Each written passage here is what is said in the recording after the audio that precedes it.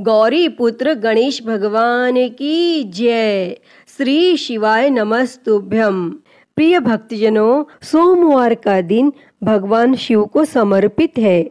इस दिन लोग भगवान शिव के लिए व्रत रखकर पूरे दिन भूखे रहकर भगवान शिव को प्रसन्न करने की कोशिश करते हैं। जो व्यक्ति सोमवार के दिन पूजा करते हैं उन्हें मनोवांछित फल अवश्य मिलता है। सोमवार व्रत के दिन भगवान शिव के पूजन के पश्चात सोमवार व्रत की कथा पढ़नी अथवा सुननी चाहिए, क्योंकि इसके बिना यह व्रत अधूरा माना जाता है।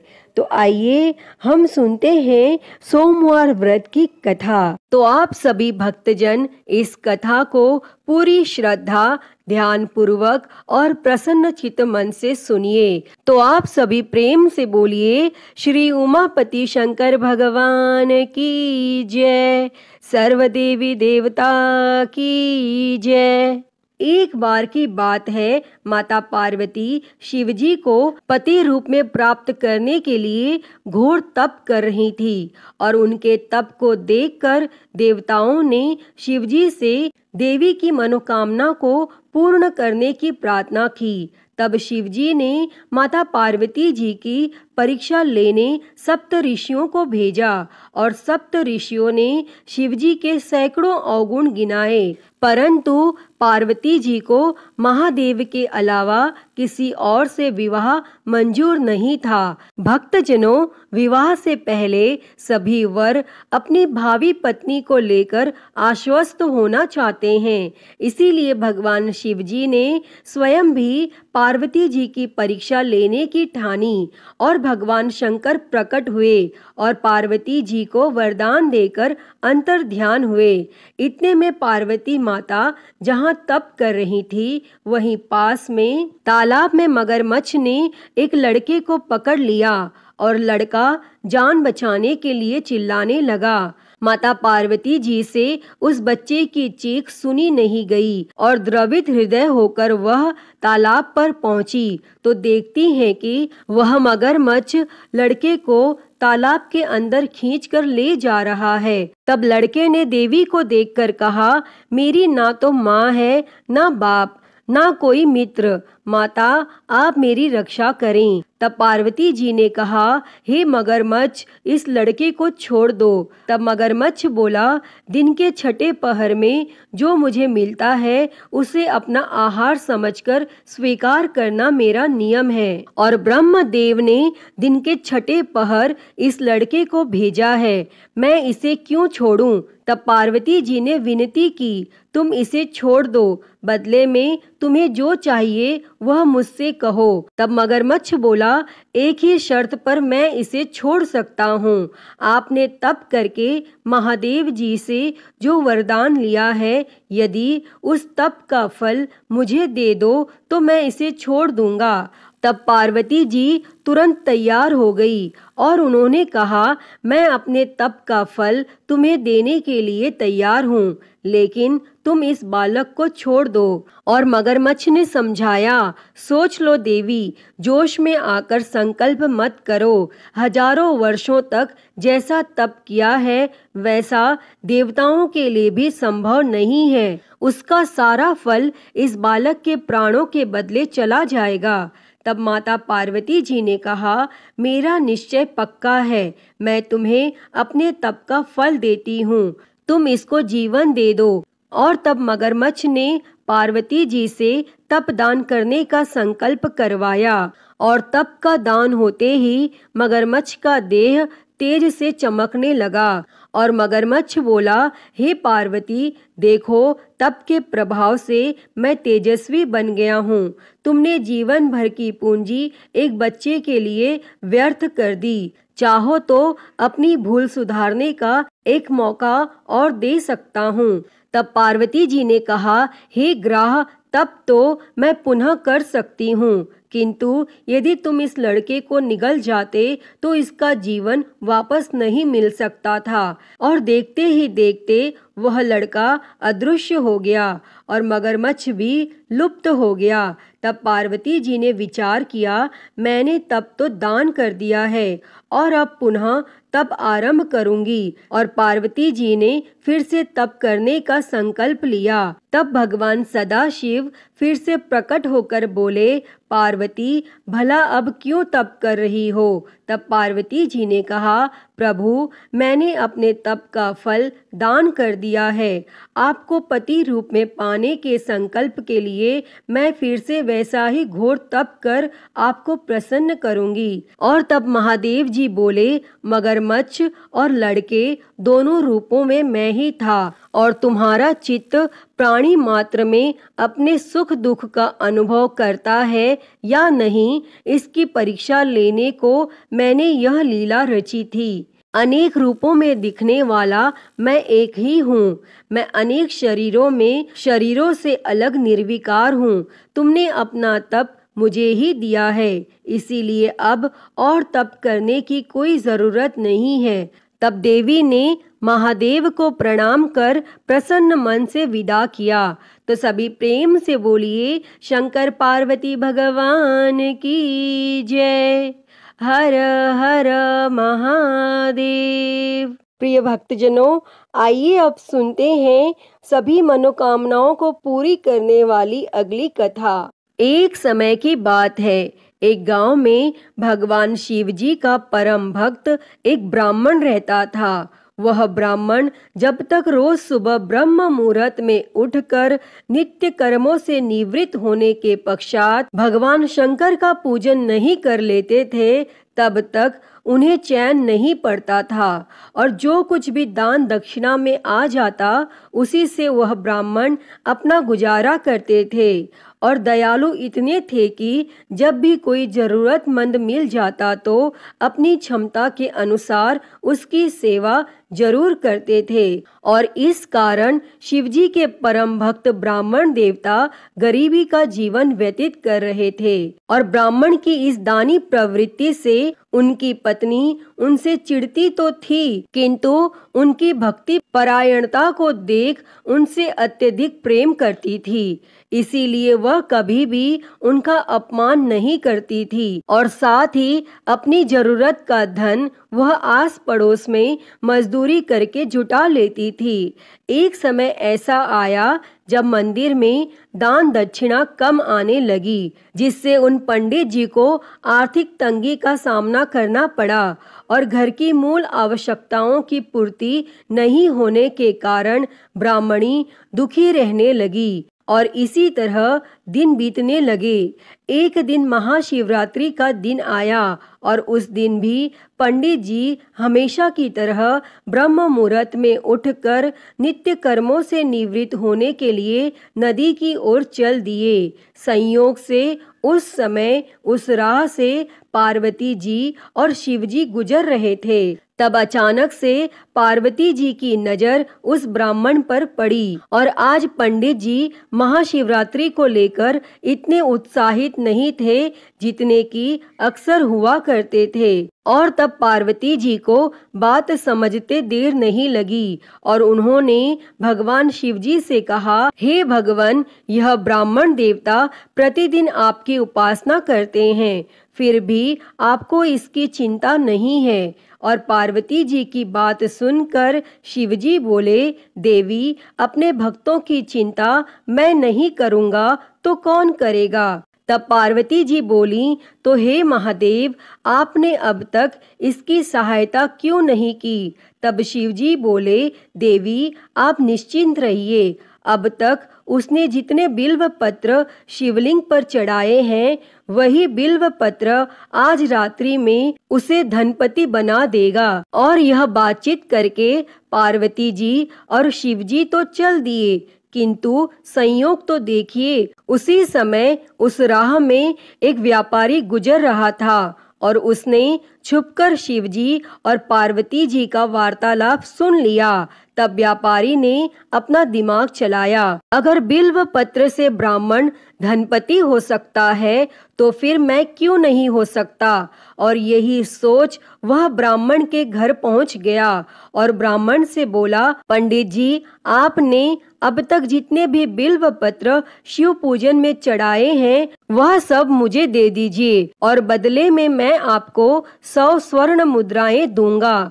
तब पंडित जी ने अपनी पत्नी से पूछा तो वह बोली, पुण्य का दान ठीक तो नहीं है, किंतु अगर आपका मन करे तो दे दीजिए और हमें धन की जरूरत है, इसीलिए दे दीजिए। और तब पंडित जी ने सारे बिल्व पत्र बोरे में भरकर सेठ जी को दे दिए और बिल्व पत्रों का बोरा लेकर सेठ जी पहुंच गए मंदिर और शिवलिंग पर चढ़ाकर देखने लगे कि कब शिवजी कृपा करेंगे और कब वह और धनपति बन जाएगा। तब प्रतीक्षा करते करते सेठ जी को आधी रात हो गई और सेठ जी चमत्कार देखने के लिए बहुत उतावले हो रहे थे और आखिर में तीसरा पहर गुजरने के बाद सेठ जी के सब्र का बांध टूट ही गया और क्रोध में आकर सेठ जी ने शिवलिंग को झंझोरने लगे।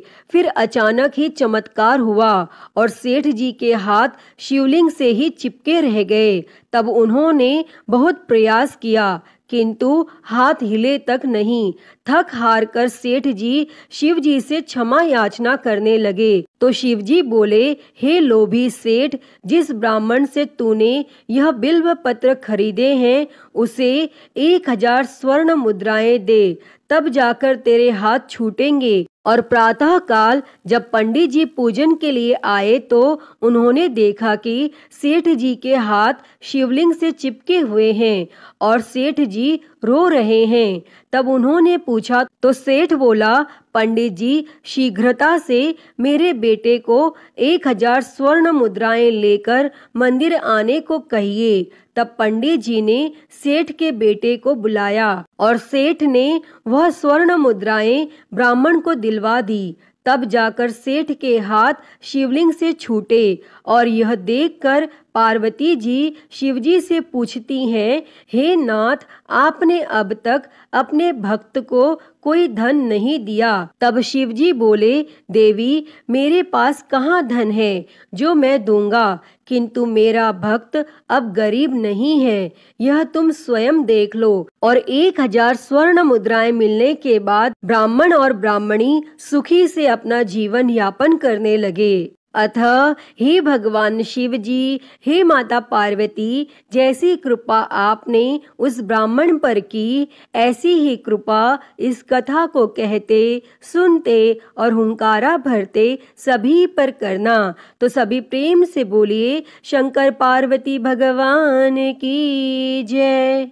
तो प्रिय भक्तजनों, आइए अब मनोकामनाओं को पूरी करने वाली दूसरी कथा को सुनते हैं। इस कथा को सुनने से ही व्रत संपूर्ण माना जाता है। उससे पहले आप सभी प्रेम से बोलिए, भगवान भोलेनाथ की जय, माता पार्वती की जय। किसी नगर में एक साहूकार रहता था। उसके घर में धन की कोई कमी नहीं थी, लेकिन उसकी कोई संतान नहीं थी, जिस वजह से वह बेहद दुखी था। पुत्र प्राप्ति के लिए वह भगवान शिव के प्रत्येक सोमवार का व्रत रखता था और पूरी श्रद्धा के साथ शिवालय में जाकर भगवान शिव और माता पार्वती जी की पूजा करता था। उसकी भक्ति देखकर माँ पार्वती प्रसन्न हो गईं और भगवान शिव से उस साहूकार की मनोकामना पूर्ण करने का निवेदन किया। पार्वती जी की इच्छा सुनकर भगवान शिव जी ने कहा कि हे पार्वती, इस संसार में हर प्राणी को उसके कर्मों के अनुसार फल मिलता है और उसके भाग्य में जो हो उसे भोगना ही पड़ता है। लेकिन माता पार्वती जी ने साहूकार की भक्ति का मान रखने के लिए उसकी मनोकामना पूर्ण करने की इच्छा जताई। तब माता पार्वती के आग्रह पर भगवान शिव जी ने साहूकार को पुत्र प्राप्ति का वरदान तो दे दिया, लेकिन साथ ही यह भी कहा कि उसके बालक की आयु केवल 12 वर्ष होगी। तब माता पार्वती और भगवान शिवजी की इस बातचीत को साहूकार सुन रहा था। उसे ना तो इस बात की खुशी थी और ना ही गम। वह पहले की ही भांति भगवान शिवजी की पूजा करता रहा और कुछ समय उपरांत साहूकार के घर एक पुत्र का जन्म हुआ। जब वह बालक 11 वर्ष का हुआ तो उसे पढ़ने के लिए काशी भेज दिया गया। साहूकार ने पुत्र के मामा को बुलाकर उसे बहुत सारा धन दिया और कहा कि तुम इस बालक को काशी विद्या प्राप्ति के लिए ले जाओ और मार्ग में यज्ञ करवाते जाना। जहाँ भी यज्ञ कराओ वहीं पर ब्राह्मणों को भोजन कराते और दक्षिणा देते हुए जाना। और दोनों मामा भांजे इसी तरह यज्ञ कराते और ब्राह्मणों को दान दक्षिणा देते काशी की ओर चल पड़े। रास्ते में एक नगर पड़ा जहाँ नगर के राजा की कन्या का विवाह था, लेकिन जिस राजकुमार से उसका विवाह होने वाला था वह एक आंख से काना था। तब राजकुमार के पिता ने अपने पुत्र के काना होने की बात को छुपाने के लिए एक चाल सोची। साहूकार के पुत्र को देखकर उसके मन में एक विचार आया। तब उसने सोचा क्यों ना इस लड़के को दुल्हा बनाकर राजकुमारी से विवाह करा दूं और विवाह के बाद इसको धन देकर विदा कर दूंगा और राजकुमारी को अपने नगर ले जाऊंगा। और फिर उस लड़के को दूल्हे का वस्त्र पहनाकर राजकुमारी से विवाह करा दिया गया। लेकिन साहूकार का पुत्र एक ईमानदार लड़का था। उसे यह बात न्याय संगत नहीं लगी और उसने अवसर पाकर राजकुमारी की चुन्नी के पल्ले पर लिखा कि तुम्हारा विवाह मेरे साथ हुआ है, लेकिन जिस राजकुमार के संग तुम्हें भेजा जाएगा वह एक आंख से काना है। मैं तो काशी पढ़ने जा रहा हूँ। तब राजकुमारी ने चुन्नी पर लिखी बातें पढ़ी तो उसने अपने माता पिता को यह बात बताई। तब राजा ने अपनी पुत्री को विदा नहीं किया और फिर वह बारात वापस चली गई। दूसरी ओर साहूकार का लड़का और उसका मामा काशी पहुँचे और वहां जाकर उन्होंने यज्ञ किया और जिस दिन लड़के की आयु 12 साल की हुई उसी दिन यज्ञ रखा गया। लड़के ने अपने मामा से कहा कि मेरी तबीयत कुछ ठीक नहीं है। तब मामा ने कहा कि तुम अंदर जाकर सो जाओ और भगवान शिवजी के वरदानानुसार कुछ ही क्षणों में उस बालक के प्राण निकल गए और मृत भांजे को देखकर उसके मामा ने विलाप शुरू किया। संयोगवश उसी समय भगवान शिवजी और माता पार्वती उधर से जा रहे थे। तब माता पार्वती ने भगवान शिवजी से कहा, प्राणनाथ, मुझे इसके रोने के स्वर सहन नहीं हो रहे। आप इस व्यक्ति के कष्ट को अवश्य दूर करें। और जब भगवान शिवजी मृत बालक के समीप गए तो वह बोले कि यह तो उसी साहूकार का पुत्र है जिसे मैंने 12 वर्ष की आयु का वरदान दिया था। अब उसकी आयु पूरी हो चुकी है। लेकिन मातृभाव से विभोर माता पार्वती ने कहा कि हे महादेव, आप इस बालक को और आयु देने की कृपा करें, अन्यथा इसके वियोग में इसके माता पिता भी तड़प तड़प कर मर जाएंगे। और फिर माता पार्वती के आग्रह पर भगवान शिवजी ने उस लड़के को जीवित होने का वरदान दिया और शिवजी की कृपा से वह लड़का जीवित हो गया। और फिर शिक्षा समाप्त करके वह लड़का अपने मामा के साथ अपने नगर की ओर चल दिए और दोनों चलते हुए उसी नगर में पहुँचे जहाँ उसका विवाह हुआ था। और उस नगर में भी उन्होंने यज्ञ का आयोजन किया। तब उस लड़के के ससुर ने उसे पहचान लिया और महल में ले जाकर उसकी आव भगत की और अपनी पुत्री को उसके साथ विदा किया। और इधर भूखे प्यासे रहकर साहूकार और उसकी पत्नी बेटे की प्रतीक्षा कर रहे थे। उन्होंने प्रण कर रखा था कि यदि उन्हें अपने बेटे की मृत्यु का समाचार मिला तो वह भी प्राण त्याग देंगे। परंतु अपने बेटे के जीवित होने का समाचार पाकर वह बेहद प्रसन्न हुए। और फिर उसी रात भगवान शिवजी ने उस साहूकार के स्वप्न में आकर कहा, हे श्रेष्ठी, मैंने तेरे सोमवार के व्रत करने और व्रत कथा सुनने से प्रसन्न होकर तेरे पुत्र को लंबी आयु प्रदान की है। प्रिय भक्तों, जो कोई भी सोमवार का व्रत करता है या कथा सुनता और पढ़ता है, उसके सभी दुख दूर होते हैं और समस्त मनोकामनाएं पूर्ण होती हैं। अतः हे भगवान भोलेनाथ जी, जैसी कृपा आपने उस साहूकार के बेटे पर करी, वैसी ही कृपा इस कथा को कहते, सुनते और हुंकारा भरते सब पर करना। तो बोलिए भगवान भोलेनाथ की जय, माता पार्वती की जय। श्री शिवाय नमस्तुभ्यम। प्रिय भक्तजनों, आइए सुनते हैं श्री उमापति महादेव जी की आरती। तो सभी प्रेम से बोलिए हर हर महादेव। जय शिव ओमकारा, हो भोले भज शिव ओमकारा। ब्रह्मा विष्णु सदा शिव, भोले भोलेनाथ महाशिव। अर्धांगी धारा, ओम हर हर हर महादेव। एकानन चतुरानन पंचानन राजे, हो भोले पंचानन राजे।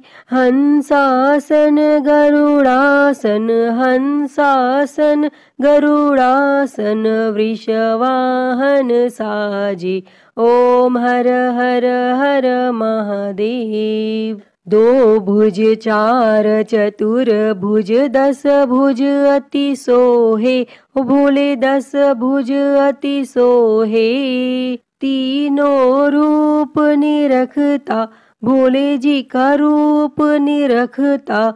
त्रिभुवन जन मोहे, ओम हर हर हर महादेव। अक्षमाला बनमाला मुंडमाला धारी, भोले मुंडमाला धारी। चंदन मृग मद सोहे, चंदन मृग मद सोहे। भोले शुभकारी, ओम हर हर हर महादेव। श्वेतांबर पीतांबर बाघांबर अंगे, ओ भोले बाघांबर अंगे। सनकादिक ब्रह्मादिक, सनकादिक ब्रह्मादिक। भूतादिक संगे, ओम हर हर हर महादेव। कर के मध्य कमंडल चक्र त्रिशूल धरता, हो भोले चक्र त्रिशूल धरता।